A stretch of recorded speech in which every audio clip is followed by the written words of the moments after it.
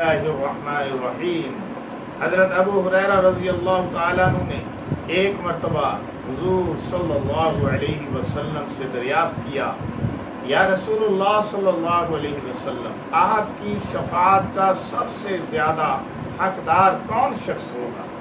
حضور صلی اللہ علیہ وسلم نے ارشاد فرمایا کہ احادیث پر تمہاری حرص دیکھ کر مجھے یہی گمان تھا کہ تم سے پہلے کوئی اور شخص یہ سوال نہ پوچھے گا۔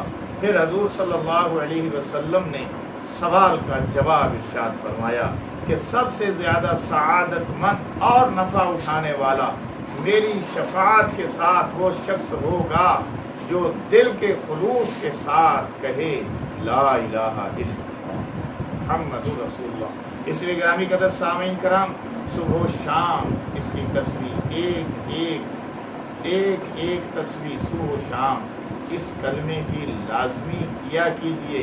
یہ کلمہ ساری کائنات سے زیادہ بھاری ہے۔